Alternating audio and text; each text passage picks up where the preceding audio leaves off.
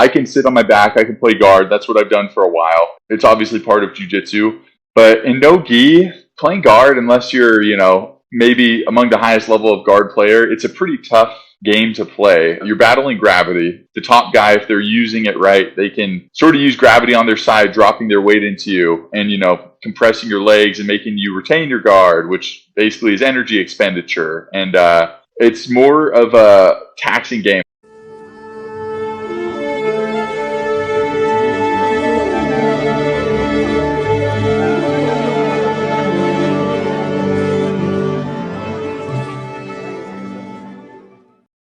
Welcome to Forever White Belt. I'm your host, Adolfo Ferranda.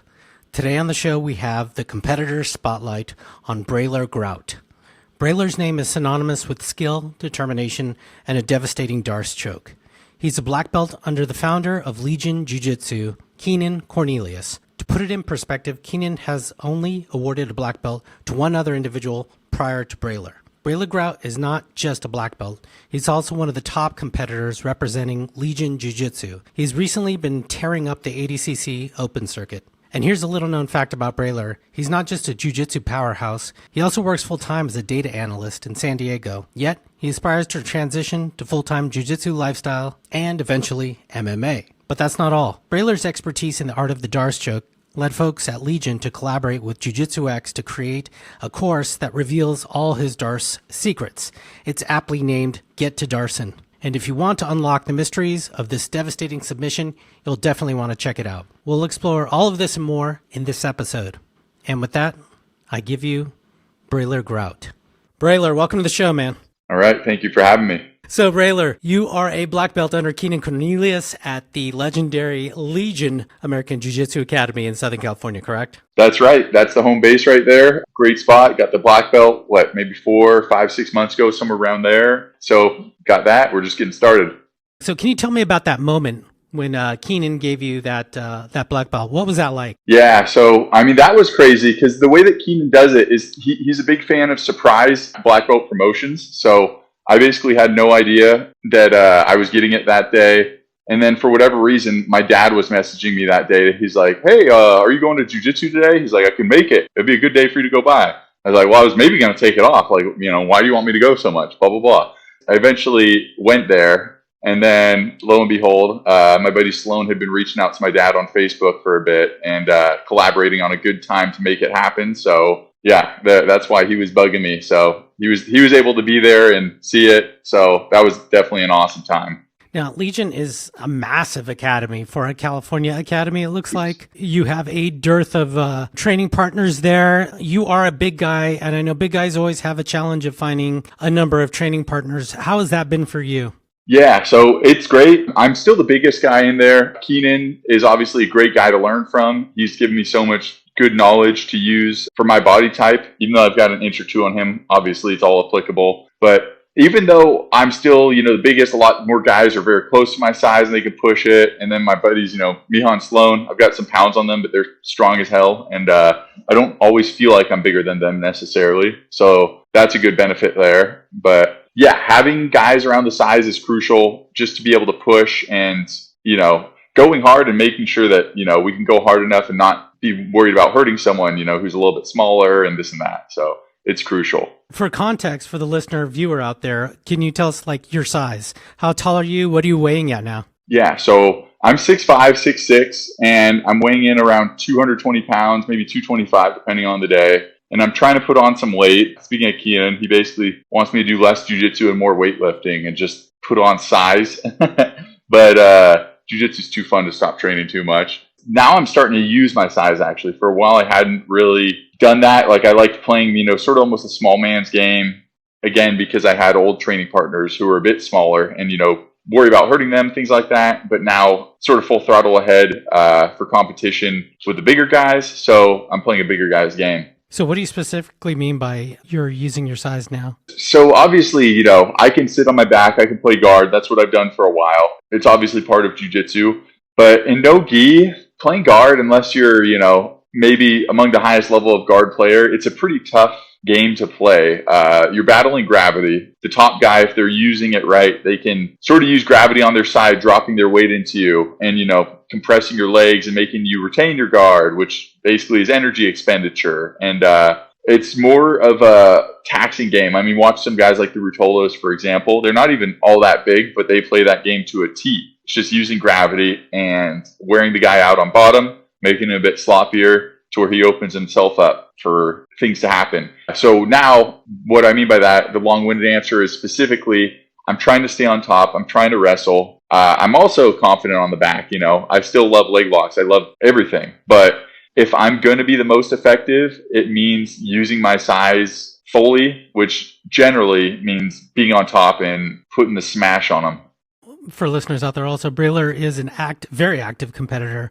Can you tell me about like the arc of your competition experience? I know everyone's been telling me, Adolfo, you got to check out Breylor. He's all over these ADCC, trials. When did you feel like, you were ready for that jump, going from the smaller sort of tournament circuit to like, I think I'm ready for ADCC? Yeah, so it's a slow process. Although to be fair, I did think I was a lot better than I really was a few years ago. But then I would jump in some higher level matches and tournaments and things like that. And then I would find out, oh, maybe I'm not quite there yet. So that's obviously a humbling thing. But then, it's sort of when you go and you push yourself and then you hit an obstacle, it may make some people wilt. Or for me, it's like, oh, well, there's that much more to improve in this area or this thing. So let's embrace it and work towards it. And then it's sort of just a natural byproduct of improving in my deficient areas, gaining more confidence. And then I've always liked competing because it showcases your skill set in the highest pressure cooker moments. It's just a natural byproduct of, oh, okay, let's expose my weakness. Let's work on it. Then let's go and compete. Oh, that weakness is filled. There's a new one. And then slow time, you just get better and better and better results. And now I'm at the point where I feel like I can really push myself and go bring my skill set against the higher level guys and make it work.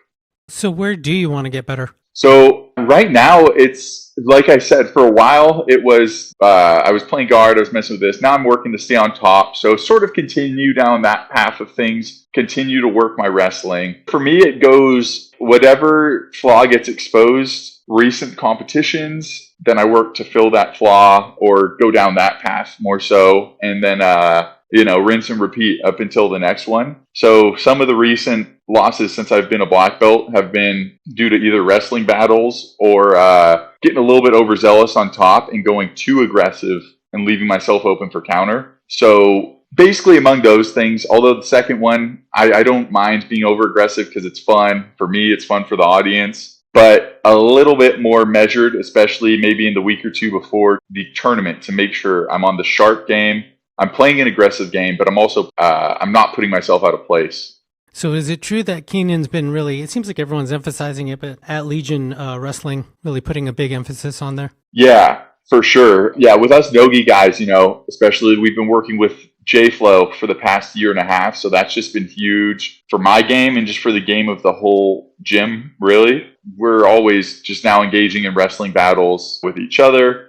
Whether it's on the J-Flow competition days or other ones, we're continuing to work all that. Yes, say for example, for me and Keenan, a lot of times it's like a battle of, who can end up on top, and then we try to keep that going from that position. Yeah, working with J-Flow and learning wrestling's had a huge influence on all of our grappling.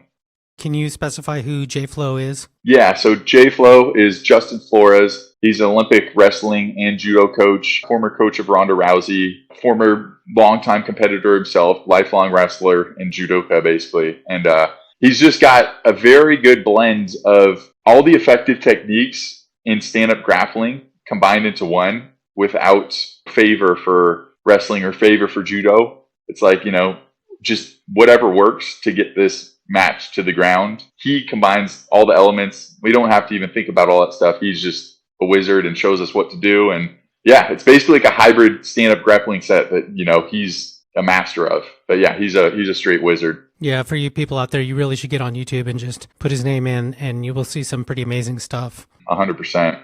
Legion has a very cool, interesting open mat there that they've opened pretty much to every academy. And a lot of people, lately have been talking about, Austin, Texas. It is what it is. But people forget that Southern California is a hotbed of elite, and tons of amazing jiu-jitsu talent. I'm hearing this open mat at Legion is pulling in everyone. Yeah.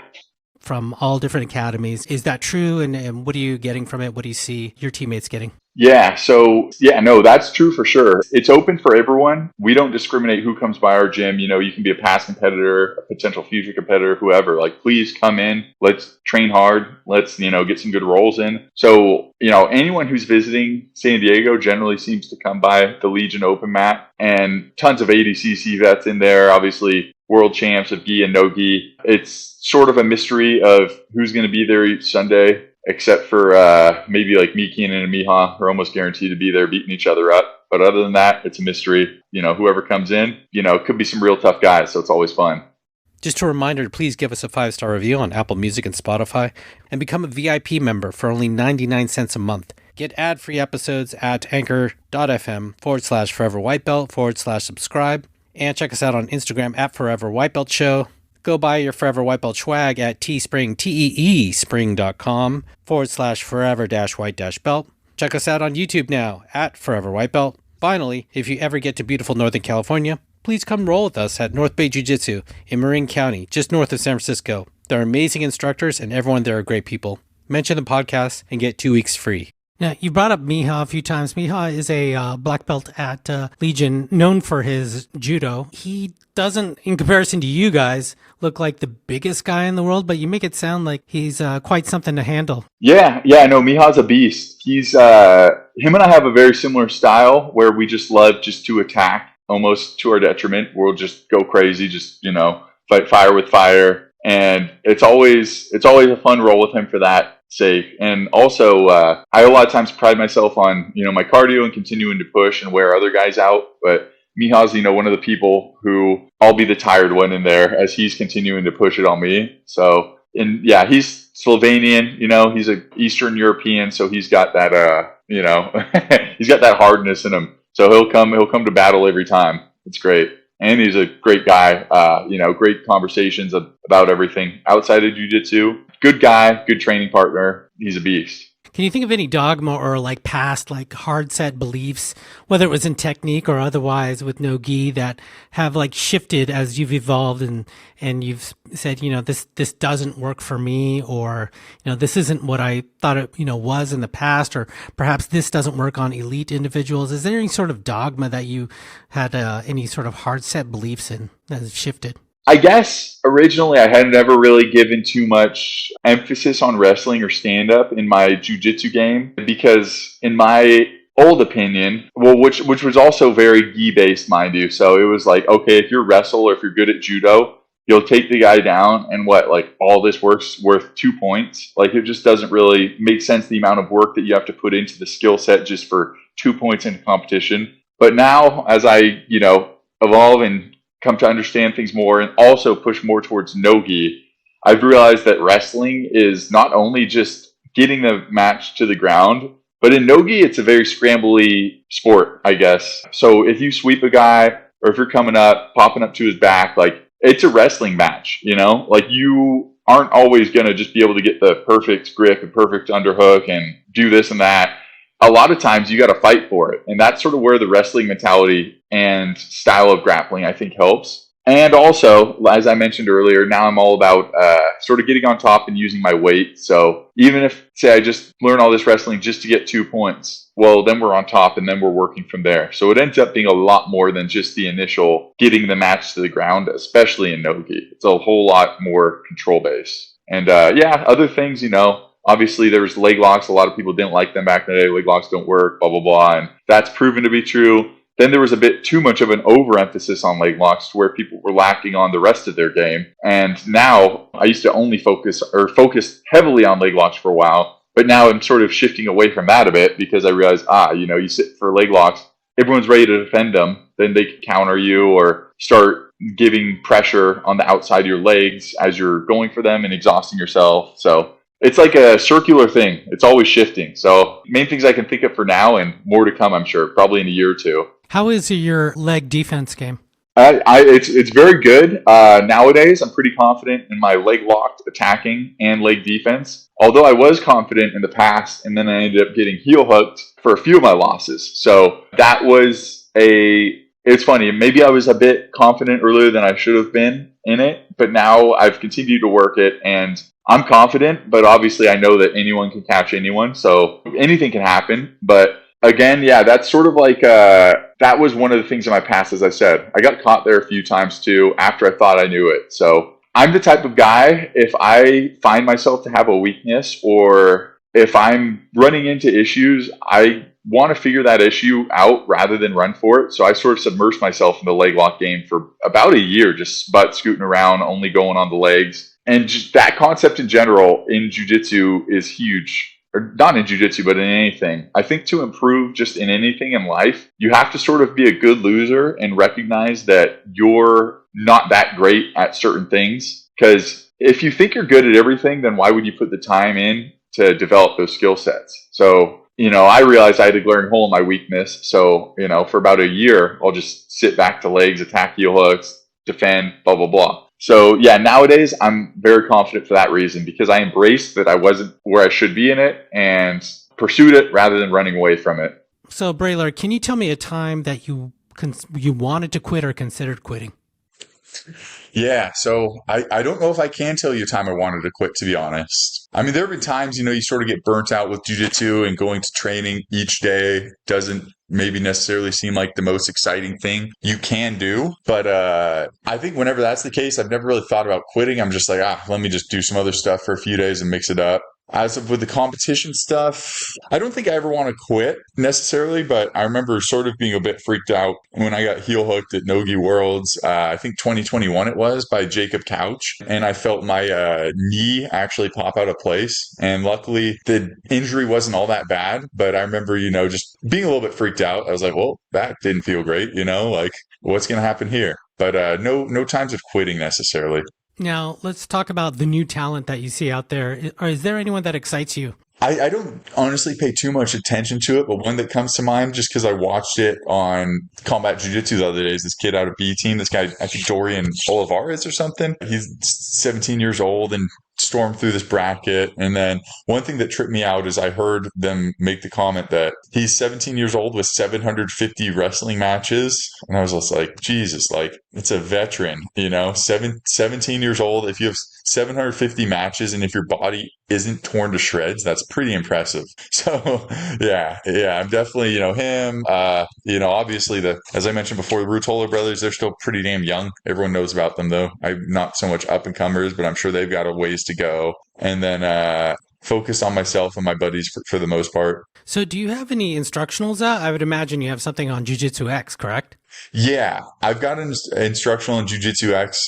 Get to Darson, all about the darce chokes. That was definitely my number one submission. It covers, entries, finishes, secret darces, sneaky ones that guys wouldn't see coming. That's the only instructional I have out. And I probably wouldn't do another one, honestly. Maybe I would. I don't know. I don't really like to tell people things to do unless I'm like damn certain of them. So the darce was one of those things where I'm like, okay, well, I guarantee this stuff works. And the other stuff I do, obviously it works, but that my confidence with that is at its highest. But that was a fun one to shoot back in the day. How'd you learn to tie your belt? How to tie my belt. That's a funny one. Mockery, it's like, you better learn.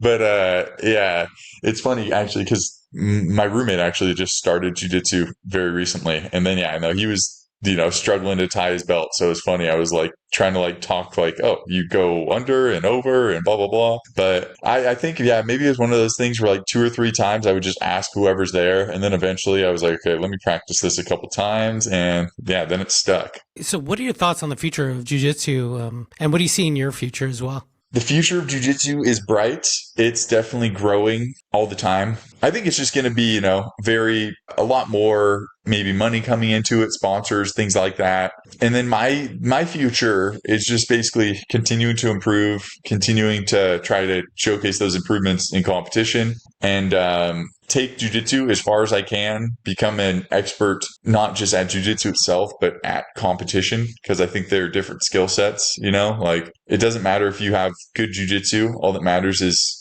how good your jiu-jitsu is on the day. So working on that. And then, as I mentioned before, longtime MMA fan. Probably will give that a shot eventually, but wouldn't be a long-winded career because I know that brains are important and things like that. So, it would just be it would be a very more methodical approach to it, which maybe it'll work, maybe it wouldn't. I don't know. But all I know is that's the way I would do it if I do it. So yeah, just basically improving as much as I can, taking jiu-jitsu as far as I can, and then messing around, making the switch over there and making money outside of it, hopefully. And who are the big, jiu-jitsu practitioners that you admire or look up to? Again, this could be like a historical or current day. I was mainly big fans of like MMA guys more so back in the day. But when it comes to in the jiu-jitsu sphere, who I look up to, I think it's really just, everyone that I hang out with, day to day, like my training partners, my buddies. And yeah, they would be the ones that I look up to the most. So, Breylor, if the listener or viewer wants to get more information about you and what you're up to,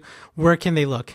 Yeah, so you can check me out. My Instagram is Breylor. That's BREYLOR. I'll post a bunch of stories, more so day-to-day stuff, but on the actual feed, it's a lot of just jiu-jitsu competitions and things like that. Find me on there. Hit me up if you have any questions. If you hate anything I just said, come flame me. I'll flame you back. No, I'm just yeah. Yeah, we'll flame you on Reddit, and so don't worry about it. Exactly. There we go.